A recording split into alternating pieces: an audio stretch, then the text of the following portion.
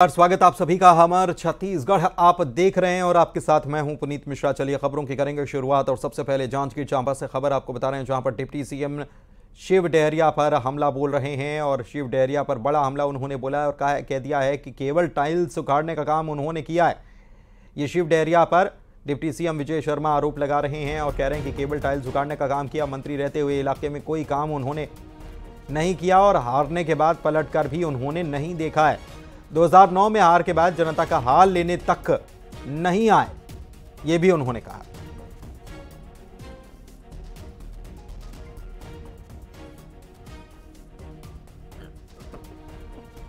सरकारी बंगले का टाइल्स ही उखाड़े कि किसी नगरीय निकाय में कुछ काम भी किया, तो सरकार पूछेगी, जनता पूछेगी उनसे। तो मैं आप लोगों के माध्यम से यह भी कहना चाहता हूं कि 2009 में आकर के हार कर गए, दोबारा झांक कर नहीं देखा जिस क्षेत्र के लिए, वो फिर से आए हैं। क्षेत्र की जो बेटी है, क्षेत्र में जिसने काम किया है, क्षेत्र में जो लगातार जन सेवा में लगी हुई हैं, उनको हराने के लिए, किसी माता बहने के लिए, किसी शक्ति स्वरूपा के विरुद्ध में। तो इस बात को तो समझना पड़ेगा हम सबको। जुड़े हुए उनसे जानकारी लेते हैं इस पूरे मामले को लेकर। कैलाश, राजनीति तेज हो रही है, शिव डहरिया पर हमलावर हुए मंत्री विजय बघेल। लगातार यहाँ आरोप प्रत्यारोप का दौर चल रहा है और जांजगीर चांपा दौरे में आए प्रेस वार्ता के दौरान जमकर तंज कसा है शिव डहरिया के ऊपर। साथ ही उनके द्वारा ये भी कहा गया है और आरोप लगाया गया है कि 2009 में वो लोकसभा चुनाव यहाँ। ठीक है, आप हमारे साथ बने रहिए। धनंजय सिंह ठाकुर कांग्रेस प्रवक्ता हमारे साथ जुड़े हुए हैं, उनसे बात करते हैं। धनंजय जी, ये विजय शर्मा जो हैं गृह मंत्री, वो हमलावर हुए हैं शिव डहरिया जी पर और कह रहे हैं कि उन्होंने टाइल्स उखाड़ने के अलावा कोई काम नहीं किया, पलटकर जनता की तरफ देखा तक नहीं। देखिए, जिस प्रकार से विजय शर्मा जी का बयान आ रहा है, इससे समझ में आ रहा है कि राजनीतिक जो सुचिता है वो भाजपा नेता भूल चुके हैं और इनके पास नरेंद्र मोदी सरकार के 10 साल की कोई उपलब्धि नहीं है, ना ही कोई ऐसा काम नरेंद्र मोदी ने 10 साल में किया है जिसको लेकर जनता के बीच जाएं। इसलिए जनता का ध्यान भटकाने के लिए इस प्रकार से उल जुलूल बयानबाजी कर रहे हैं, किसी का अपमान कर रहे हैं, किसी पे झूठे आरोप लगा रहे हैं। इनको बताना चाहिए कि 10 साल में नरेंद्र मोदी ने क्या किया है, लेकिन वो तो कुछ किए ही नहीं ना। इसलिए इनकी मजबूरी है कि कांग्रेस नेताओं को गाली दो, कांग्रेस को कोसो, कांग्रेस नेताओं के चरित्र पर कीचड़ उछालो। इसके अलावा इनको आता क्या है और इनकी शिक्षा भी इनको मिलती है और पूरा प्रदेश भारतीय जनता पार्टी के नेताओं के इस चरित्र को देख लिया है। बताओ ना भाई, आपने नरेंद्र मोदी ने क्या किया है? आप कांग्रेस नेताओं को गाली देकर या कांग्रेस नेताओं पर कीचड़ उछालकर या कांग्रेस पोसकर आप चुनाव नहीं लड़ सकते। 10 साल में आपको बताना पड़ेगा कि जो आपने वादा किया था कि महंगाई कम होगा, आज महंगाई कम नहीं हुआ है, सिलेंडर के दाम बढ़ चुके हैं, रोजगार नरेंद्र मोदी दे नहीं पाए हैं, 15-15 लाख का पता नहीं है। और भारतीय जनता पार्टी को जो इलेक्टोरल बॉन्ड के माध्यम से जो 6000 करोड़ का जो चंदा मिला है, आज जनता उसका हिसाब पूछ रही है। ठीक है, लेकिन केदार गुप्ता जी हमारे साथ जुड़े हुए हैं, जो आप बात कह रहे हैं उनके पास ही चलते हैं। केदार गुप्ता बीजेपी की तरफ से हमारे साथ जुड़े हुए हैं। केदार जी, मामला यह है कि डिप्टी सीएम कह रहे हैं शिव डहरिया को लेकर कि उन्होंने केवल टाइल्स उखाड़ने का काम किया, लेकिन कांग्रेस कह रही है कि आपके पास बताने के लिए कुछ नहीं है और इसीलिए केवल आरोप प्रत्यारोप, इधर उधर की बातें आप लोग करते हैं। देखिए, आरोप प्रत्यारोप क्या है, सामने दिख रहा है। उनके खिलाफ रिपोर्ट हुई है, उन्होंने सामुदायिक भवन को अपनी पत्नी के नाम से अलॉट करा दिया और उसपे सरकारी धन, नगर निगम का धन लगाकर टाइल्स लगवाई, एसी लगवाए और अपनी सुख सुविधा के लिए उपयोग किया। ये सामने है, ये बात कर रही है, आरोप नहीं, सत्यता है। दूसरी डबल इंजन की सरकार है और मोदी की गारंटी और विष्णुदेव साय जी का सुशासन। आप देखें तो 2 महीने में 18 लाख मकान और 50,000 करोड़ रुपया सीधे डायरेक्ट ट्रांसफर हुआ है हितग्राहियों के खाते में। आप देखें तो 32,000 करोड़ से ज्यादा रुपए का धान खरीदी हुआ, 13,716 करोड़ रुपए 2 साल का बोनस। तो जब कांग्रेस सवाल कर रही है तो बीजेपी की तरफ से ये जवाब भी दिया जा रहा है कि हमने क्या कुछ किया है। कांग्रेस भी अपनी तरफ से अपने कामों को गिना रही है, लेकिन ये राजनीति इस बीच जरूर चल रही है। देखना होगा कि आगे और किस स्तर पर ये राजनीति पहुंचती है। फिलहाल तो टाइल्स उखाड़ने तक ये पहुंची है। बहुत शुक्रिया धनंजय जी, केदार जी और हमारे सहयोगी हमारे साथ जुड़े हुए थे सभी। बढ़ते आगे, रायपुर से खबर आपको बता रहे हैं, जहां पर एनएसयूआई का हुड़दंग देखने को मिला। एयरपोर्ट पर हुड़दंग हुआ है एनएसयूआई का। दरअसल 2 पहिया गाड़ियों पर 3-3 लोग सवार होकर एनएसयूआई के कार्यकर्ता पहुंच गए यहाँ पर। देखिए तस्वीरें आपको नजर आएंगी और हुड़दंग देखने को मिला। साइलेंसर की तेज आवाज कार से बाहर निकलकर हुड़दंग करते हुए नजर आए, बिना हेलमेट के नजर आए और एनएसयूआई के कार्यकर्ता खुलकर यातायात नियमों की धज्जियां उड़ाते हुए भी नजर आए हैं। एयरपोर्ट की ये तस्वीरें आपको हम दिखा रहे हैं। दरअसल यहाँ पर सचिन पायलट जो हैं उनका स्वागत करने के लिए ये लोग पहुंचे थे और उसी दौरान कितना हंगामा यहाँ पर देखने को मिला, देखिए सर।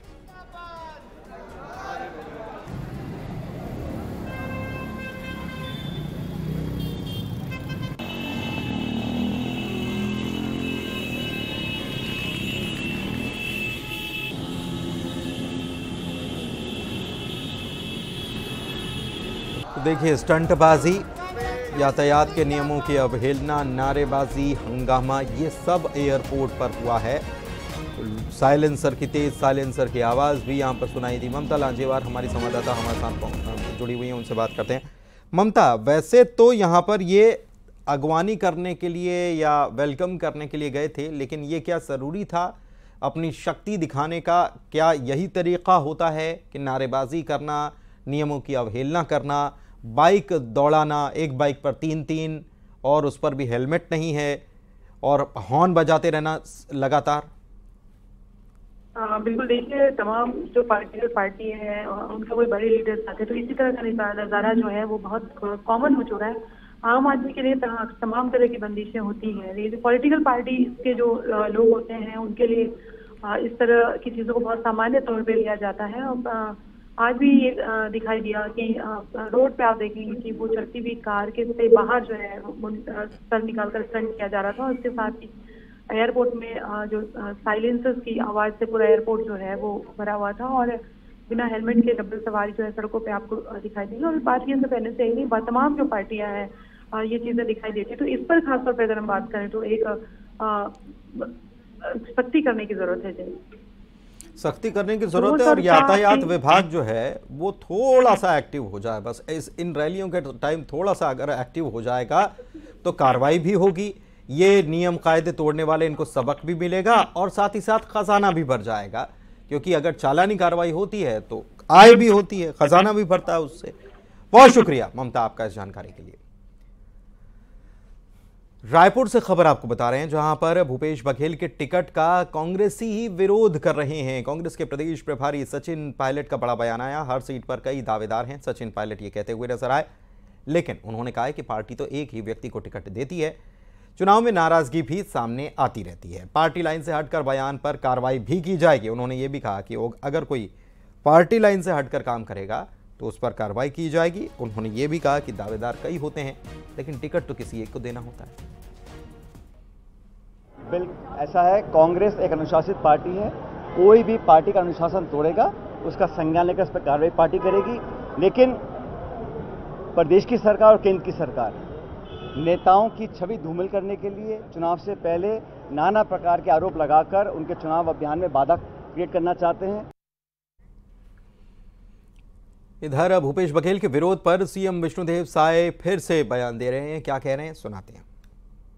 का मामला है तो आप लोग भी देख ही रहे हैं कि किस तरह से उनका विरोध हो रहा है। उनके मंच में उनके कार्यकर्ता उनका विरोध कर रहे हैं। कांग्रेस में मची कलह पर डिप्टी सीएम विजय शर्मा ने भी निशाना साधा है। मैं चाहता हूं कि दुर्ग छोड़कर क्यों चले गए।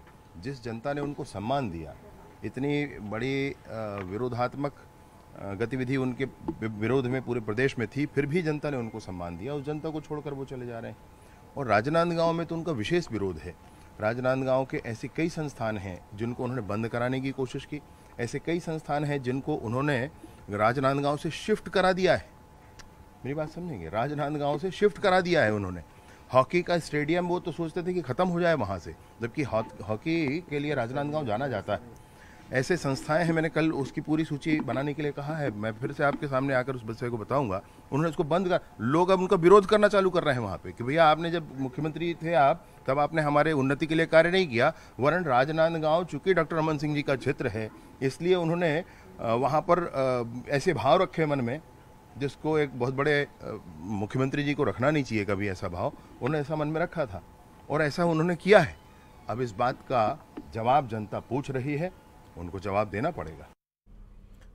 छिंदवाड़ा की बात कर लेते हैं, जहां पर कमलनाथ को एक और बड़ा झटका लगा है। दीपक सक्सेना के बेटे ने बीजेपी का दामन थाम लिया है। बीजेपी में शामिल हो गए अजय सक्सेना। सैकड़ों समर्थकों के साथ बीजेपी में दीपक सक्सेना के बेटे ने एंट्री ले लिया। आज सुबह दीपक सक्सेना ने भी कांग्रेस से इस्तीफा दे दिया था। कमलनाथ के सबसे करीबी दीपक सक्सेना माने जाते थे, तो दीपक सक्सेना ने भी कांग्रेस से इस्तीफा दे दिया और उनके बेटे तो बीजेपी में शामिल हो गए अपने कार्यकर्ताओं के साथ।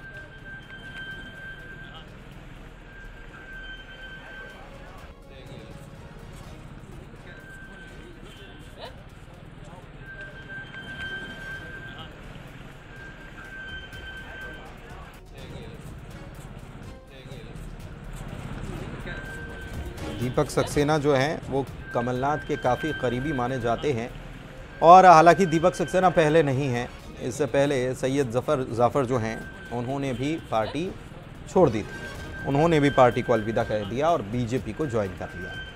और पहले तो बीच में तो ये तक खबरें उठी और उड़ी कि कमलनाथ खुद बीजेपी में शामिल हो सकते हैं। हालांकि उन्होंने इन सारी खबरों को निराधार बताया था और ये भी कहा गया कांग्रेस की तरफ से कि कमलनाथ तो इंदिरा गांधी के तीसरे बेटे कहलाते हैं। तो ऐसे में क्या कोई ये सोच सकता है कि वो पार्टी छोड़ सकते हैं?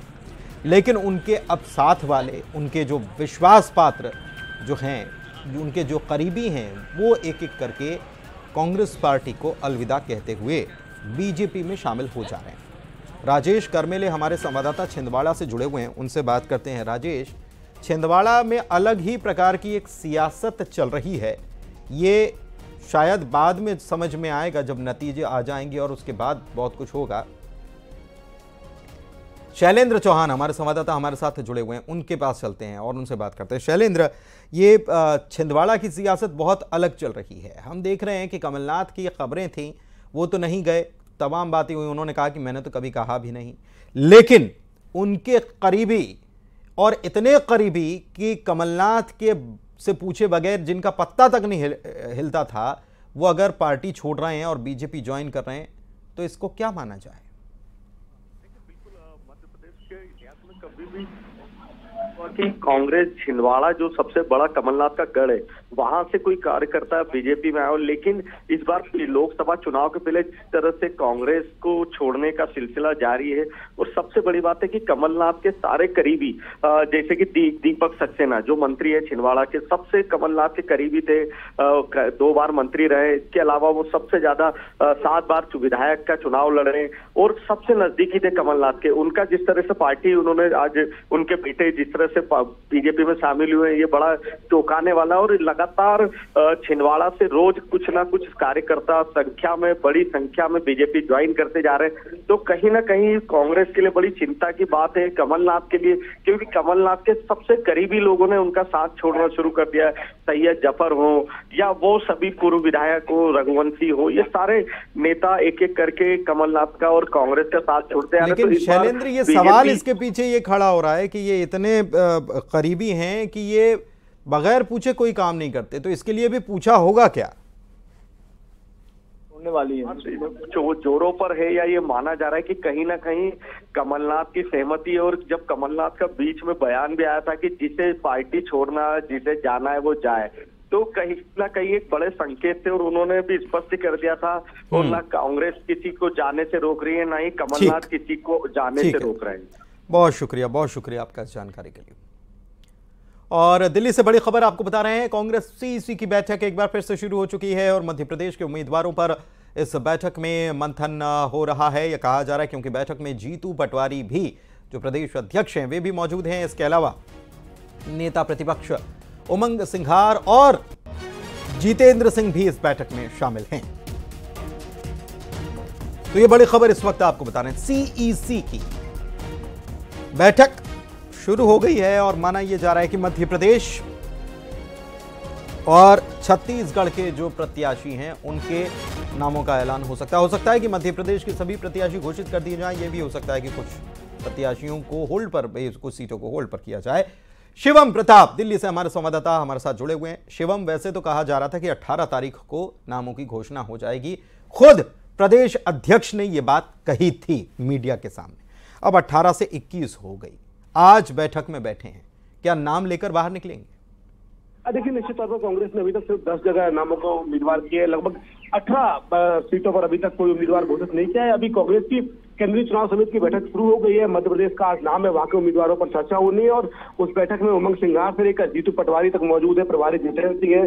स्क्रीनिंग कमेटी ने जो नाम भेजे थे उन नामों को लेकर चर्चा हो रही है। सूत्रों का ये दावा है कि आज उन सभी सीटों के नाम क्लियर कर दिए जाएंगे जो पहले और द्वितीय चरण में जहां जहां मध्य प्रदेश में चुनाव होना है। पहले राउंड में 6 लोकसभा सीटें हैं, मतदान होना है, लेकिन अभी तक सभी सीटों पर नाम तय नहीं हुए हैं। माना यह भी जा रहा है कि नेता प्रतिपक्ष उमंग की सलाह ये भी है उमंग सिंघार की कि बड़े नेताओं को चुनाव नहीं लड़ना चाहिए। अब तक जो जानकारी आई उसमें यही कहा जा रहा था कि दिग्विजय सिंह, जीतू पटवारी जैसे जो नेता हैं वो इस चुनाव में नहीं उतरेंगे, कमलनाथ। लेकिन अब सूत्र ये कह रहे हैं कि कोई बड़ा चेहरा मध्य प्रदेश से उतारा जा सकता है, चाहे वो भले ही अजय सिंह का नाम चल रहा हो, जयवर्धन सिंह या अरुण यादव को खंडवा या गुना में से किसी एक सीट पर। माना ये जा रहा है कि आज फर्स्ट और सेकंड फेज की जो सीटें हैं उनका नाम तो क्लियर कर ही देगी तीसरी। उसके अलावा भी कुछ नाम जहां पर सिंगल पैनल नाम गए हैं, उम्मीदवारों के बहुत ज्यादा नाम नहीं है, पार्टी की जो स्क्रीनिंग कमेटी है और प्रदेश का पैनल है, सर्वे है, उनमें सिंगल नाम आए हैं, वहां पर आज पार्टी क्लियर कर देगी और आज हो सकता है कि 1 दर्जन से ज्यादा सीटों पर उम्मीदवारों के नामों पर मोहर लग जाए। कांग्रेस की हालांकि एक लिस्ट तो आज भी आनी है, लेकिन उसमें एमपी के नामों को लेकर ऐलान होना बहुत मुश्किल है। कल या परसों में जो कांग्रेस की लिस्ट आएगी अगली, उसमें निश्चित तौर पर मध्य प्रदेश के नामों का ऐलान हो सकता है। मुरैना की बात करें, यहाँ से जो विधायक पंकज उपाध्याय हैं, पूर्व विधायक सत्यपाल सिंह हैं, उनके नाम दावेदारों में शामिल है। इंदौर की बात करें, अक्षय कांति का नाम चल रहा है, लेकिन यहाँ से जीतू पटवारी का भी नाम चल रहा है जो पार्टी के स्टेट प्रेसिडेंट है। खंडवा की बात करें, अरुण यादव का नाम तय माना जा रहा है, पार्टी के बड़े चेहरे हैं, कहा जा रहा है उनको लड़ाने से आसपास फायदा मिलेगा। राजगढ़ को लेकर ये कहा जा रहा है कि यहाँ से रामचंद्र दागी दिग्विजय सिंह के करीबी है, उनका नाम हो सकता है। तमाम गुना से ज्योतिराज सिंधिया को उम्मीदवार बनाया गया तो कांग्रेस की तरफ। ठीक है, बहुत शुक्रिया शिवम आपका इस तमाम जानकारी के लिए। और चलिए बढ़ते हैं आगे और बात अगले खबर की करते हैं। पूर्व मंत्री अमरजीत भगत की मुश्किलें जो हैं वो बढ़ती नजर आ रही हैं, क्योंकि आयकर विभाग की तरफ से जो जांच की गई इसमें एक बड़ा जमीन घोटाला सामने आ गया है, ऐसा कहा जा रहा है। अंबिकापुर में बांग्लादेशी शरणार्थियों की जमीन घोटाले का आरोप लग रहा है और आयकर विभाग ने कार्रवाई के लिए मुख्य सचिव और डीजीपी को पत्र भी लिख दिया है। तो ये एक बड़ी खबर इस वक्त आपको बता रहे हैं। पूर्व मंत्री अमरजीत भगत की मुश्किलें बढ़ती हुई नजर आ रही हैं। आयकर की जांच में बड़ा जमीन घोटाला सामने आ गया। अंबिकापुर में बांग्लादेशी शरणार्थियों की जमीन घोटाले का आरोप है। आयकर विभाग ने कार्रवाई के लिए मुख्य सचिव और डीजीपी को पत्र लिख दिया है। पिछली सरकार में कांग्रेस के लोगों ने भारी जमीन घोटाला किया है और अमरजीत भगत की जहां तक बात है, वो जसपुर के प्रभारी मंत्री थे और उनने कोरवा परिवार की 25 एकड़ जमीन अपने बेटे के नाम से रजिस्ट्री करा ली थी और उस समय हम प्रदेश अध्यक्ष के दायित्व में थे और हमने एक जांच कमेटी बनाई थी वहाँ के सांसद श्रीमती गोमती साय के अध्यक्षता में, और जांच रिपोर्ट के आधार पर हमने उस पीड़ित परिवार को यहाँ बुलवाया था और गवर्नर साहिबा से उस समय श्रीमती उइके थी, उनसे मिलवाया था। उन्होंने प्रत्यक्ष मिलकर आप बीती सुनाई थी और प्रेस भी हुआ था, आप सब लोगों को मालूम है। और बेबस होकर अमरजीत भगत को वो ज़मीन वापस लौटाना पड़ा था। फिर कोरवा परिवार के नाम से रजिस्ट्री उनको करानी पड़ी थी। तो और भी कई ज़मीन के घोटाले उनके तो हैं। यहाँ पर आपके पुरैना में जहाँ एमएलए कॉलोनी है, वहाँ भी सरकारी ज़मीन में उनका अवैध कब्जा है। राजनांदगांव में विरोध पर भूपेश बघेल की प्रतिक्रिया सामने आ गई है। सुरेंद्र दाऊ पर भूपेश बघेल ने निशाना साधा है। कहा कि कांग्रेस में रहकर स्लीपर सेल का काम करने में वो लगे हुए और कांग्रेस को बदनाम करने की कोशिश उनके द्वारा की जा रही है। सुरेंद्र दाऊ ने दरअसल मंच से बघेल को खरी खोटी सुनाई थी और भूपेश बघेल पर प्रताड़ना के आरोप तक लगा दिए गए थे। तो बड़ी खबर इस वक्त आपको बता रहे हैं, भूपेश बघेल की तरफ से पलटवार हुआ है। राजनांदगांव से भूपेश बघेल लोकसभा चुनाव के मद्देनजर कांग्रेस के प्रत्याशी बनाए गए हैं और उनका जो विरोध किया गया है इस पर भूपेश बघेल ने कहा है, बयान दिया है कि कांग्रेस में रहकर स्लीपर सेल का काम सुरेंद्र दाऊ जो हैं वो कर रहे थे और कांग्रेस को बदनाम करने की कोशिश भी वो कर रहे हैं। दरअसल जब राजनांदगांव पहुंचे थे भूपेश बघेल तो सुरेंद्र दाऊ ने मंच से बघेल को खूब खरी खोटी सुनाई थी। राकेश यादव हमारे संवाददाता राजनांदगांव से जुड़े हुए, उनसे बात करते हैं। राकेश, अब जाकर भूपेश बघेल ने पलटवार किया है, अब जाकर खुलकर उन्होंने सुरेंद्र दाऊ पर अपनी बात रखी और कह रहे हैं कि वो स्लीपर सेल के रूप में काम कर रहे थे कांग्रेस में।